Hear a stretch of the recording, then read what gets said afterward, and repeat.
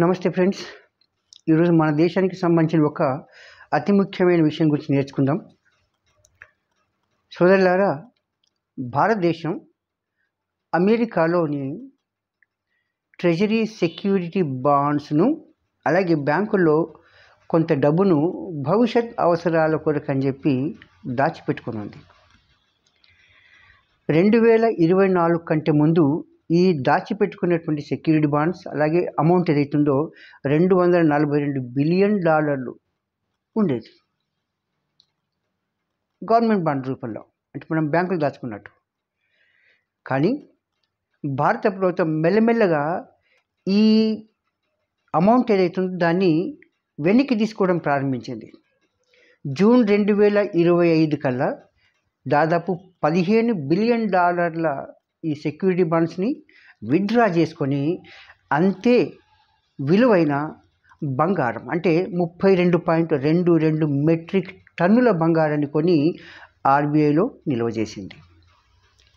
మన ప్రశ్న ఏంటంటే, ఎందుకు ఇలా చేస్తోంది అనడానికి మనకు రష్యాను చూసి ఇది చేస్తున్నాం మనం. ఇలా రష్యా ఉక్రెయిన్ మీద దాడి చేయక ముందు యూరోపియన్ యూనియన్లోను G7 దేశాల్లోనూ దీని యొక్క సెక్యూరిటీ బాండ్స్ అలాగే సేవింగ్స్ ఏవైతున్నాయో దాదాపు $300 బిలియన్ యుద్ధం తర్వాత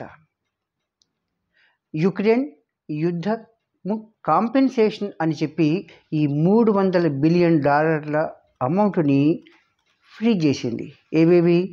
G7 దేశాలు, యూరోపియన్ యూనియన్, అలాగే జపాన్ కూడా ఒక 5 బిలియన్, చాలా తక్కువ చేసి మొత్తం $300 బిలియన్ ఫ్రీ చేసేసినాయి. అంటే రష్యాకి ఇవేవి కాదు. యుద్ధం బంద్ అయిన తర్వాత ఈ $300 బిలియన్ యుక్రెయిన్కి ఇస్తాయి. ఇలాగే రేపటికి మన మీద కూడా చేస్తుందేమో అనే చిన్న అనుమానంతో భారతదేశం ఈ అమౌంట్ని వెనక్కి తీసుకోండి. అలాగే మనం S-400ని కూడా కొనుక్కున్నాం. ఇలాంటి చేస్తుందేమో, అంటే రష్యా లాగానే చేస్తుందేమో అనే భయంతో ఇవన్నీ వెనక్కి తీసుకుంటున్నాం. మనల్ని చూసి చైనా అలాగే వెనక్కి తీసుకుంటుంది, బ్రెజిల్ కూడా వెనక్కి తీసుకుంటుంది. రష్యాకు అత్యంత మిత్ర దేశమైన సౌదీ అరేబియా కూడా ఈ సెక్యూరిటీ బాండ్స్ని విత్డ్రా చేసుకుంటుంది. ఈ విషయాన్ని గమనించిన మూడీస్ అనే global integrated risk assessment firm, Moody's సంస్థ, ఇది న్యూయార్క్లో ఉంది. ఇది అమెరికన్ ప్రభుత్వానికి ఒక వార్నింగ్ సిగ్నల్ ఇచ్చింది. ఏమని అంటే, ట్రంప్ గారు, మీరు విధిస్తున్న టారిఫ్ల వల్ల ప్రపంచ దేశాలలో మీ యొక్క క్రెడిబిలిటీ రాను క్రమంగా తగ్గుతున్నది. కాబట్టి ఈ దేశాలన్నీ ఈ సెక్యూరిటీ బాండ్స్లను అలాగే మీ దగ్గర ఉన్నటువంటి సేవింగ్స్ ఏవైతున్నాయో వాటన్నిటిని విత్డ్రా చేసుకుంటున్నారు. ఇదే జరిగితే భవిష్యత్తులో మీకు చాలా ప్రాబ్లం అవుతుంది. కాబట్టి టారిఫ్ విషయంలో కాస్త జాగ్రత్తగా ఉండండి అని చెప్పి ఈ మూడీ సంస్థ ట్రంప్ ప్రభుత్వాన్ని హెచ్చరించింది. చూద్దాం ట్రంప్ ఏ విధంగా రియాక్ట్ అవుతాడో.